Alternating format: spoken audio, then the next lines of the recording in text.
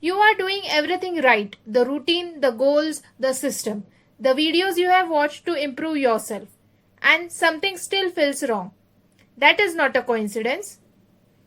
That is not a personal failure. That is designed outcome. And someone profits from it. The gap between where you are and where you feel you should be. That gap is the product. Not a side effect. The product. That is what this channel is for. Not to fix you, to show you what was built and who profits from keeping it exactly as it is.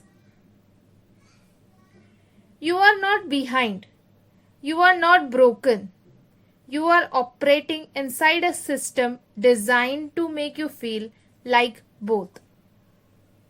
Here is what the system will never say out loud. The productivity industry is worth $43 billion. The self-help industry is worth $15 billion. The wellness industry is worth $6 trillion. All three need you to feel slightly not enough. Not broken, not hopeless, just one step behind. Just behind enough to buy the next system, the next course, the next book, the next version of yourself that might finally be enough. A person who feels caught up doesn't buy the next app.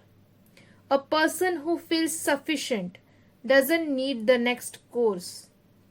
Your insufficiency is the revenue model. Think about the last notification you received from a productivity app. Like, you haven't logged your task today. Your streak is at risk. That notification is not for you. It is anxiety, engineered and delivered to your phone. The guilt you feel when you ignore it was built deliberately by a product team, in a meeting, in a retention strategy. The app does not want you to finish. It wants you to feel one step away from finishing. That distance, one step away, is worth $80 billion a year. This emptiness is not local. It is not a generational complaint. It is not a middle class problem. Every major well-being study in the last decade found the same result across every culture. People doing everything right and privately reporting emptiness. Tokyo, Karoshi, death by overwork. Not a fringe case, a category. So common it has a legal definition. Soul. Students spending 16 hours a day preparing for a single exam that determines social rank for life. The exam is called Sunang. It happens once a year. Mumbai. IIT, JEE, NEET. A generation told that performance on one test is the measure for human life. Grinding is not a habit here, it is an identity. London, New York. The hustle aesthetic colonized every time zone. The grind became a personality, the exhaustion became a badge. Different cultures, same empty Sunday. The metric says fine, the person says no. There is a gap between these two things. That gap was not an accident. It was engineered. For most of human history, meaning was not something you found. It was structural. Faith, community, craft, ritual, duty. You did not search for your purpose. You inhabited one. Then those structures were systematically removed. Robert Putnam documented this. He called it the collapse of social capital. The number of people Americans said they could call in a crisis fell by two-thirds between 1985 and 2004. It kept falling. Community was not just warmth, it was meaning infrastructure. When the infrastructure collapsed, the meaning it produced went with it. They called it liberation.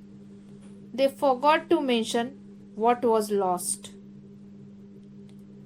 Your meaning was not lost, it was removed. And what replaced it? A marketplace, a performance score, and a $15 billion industry selling you back the pieces. The performance trap. If meaning could not be found in structure, maybe it could be earned through achievements, through productivity, through being visibly good at something. You are not working because you love the work. You are working because you have learned, consciously or not, that your value is contingent on your output. The rest is a reward you haven't earned yet. That worth is not inherent. It is demonstrated and demonstrated again and again. There is no finish line. Because the trap doesn't want you to finish. It wants you performing. Achievement became the new ritual. Your career became your identity. And when the career disappoints, there is nothing underneath. Just the emptiness you were trying to outrun. The performance trap is worth $43 billion a year. That is the productivity industry. It runs on your motion. It needs you moving. Second trap, the fix yourself loop. So you look for a solution and the market had one. Read this book, take this course, build this habit, download this app, optimize this morning. A $1 trillion industry. Build on one premise. The problem is you. Not the system that removed your meaning, not the culture that measured your worth in output, but you. And once you fix yourself, you can do it again. Because next year there will be a new gap, a new deficiency, a new version of you that isn't quite enough yet. An industry built on your healing would collapse the moment you healed. So you never fully heal, you cycle. Read, try, fail, read again. The loop is the product. And at every point in the cycle, there is something to buy. Researchers call it inspirational consumption. You consume motivational content not to change, but to restore the feeling that change is possible. The content is not the bridge to your better self. It is a photograph of your better self. And photographs don't move you anywhere. Third, the optionality trap. And underneath all of it, the trap nobody named. You were taught that keeping your options open was wisdom, that commitment was risk, that flexibility was strength. This is backward. A person who has tried everything, committed to nothing, built nothing, belongs nowhere. Because meaning is not found in experience. It is produced by commitment, by choosing one path and closing all the others. The narrowing is the meaning, but the market taught you differently. The market needs you flexible, mobile, fungible, transferable. A person with deep roots is harder to move. A person with deep commitments is harder to sell to. A person with belonging has less to buy. So the market sold you optionality and called it freedom. Viktor Frankl named this in 1940s. He called it the existential vacuum, the hollow at the center of a life where meaning used to be. He wrote about it from inside a concentration camp. He survived by finding meaning in the act of witnessing. What he observed in the camp and after was that human beings can survive almost anything if they have a reason, and they collapse regardless of comfort or safety if they don't. The existential vacuum doesn't just cause suffering. In our system, it causes consumption. Your restlessness makes you scroll.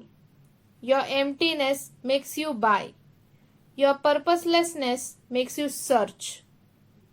Every search leads back to the marketplace.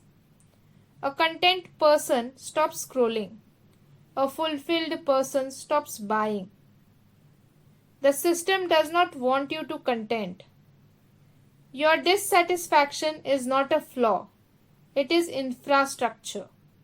It was built in on purpose. There is no hack, no system, no optimized morning, no upgraded mindset. There is only one direction though. Commitment not to a plan, not to a goal, to something larger than your output. A relationship, a craft, a community, a belief that costs you something to hold. Pick something not because it's perfect, not because you are certain, because the staying is the meaning. Let the options close. That loss, the closing of options, is not a tragedy. It is the beginning of a real life. A person with deep roots is harder to move. That is the point. Your meaning was not lost. It was removed. You are not broken. You are disoriented. Disorientation has a cause, and causes can be seen. Not fixed with a morning routine, not optimized away. Seen. This is what this channel is for. Not to fix you, to show you what was built and who profits from keeping it exactly as it is. If this named something you have been living in, this channel exists for exactly that. Subscribe, new video every Friday. Next week, the identity, the same system decided for you, same engine, same profit, bigger target.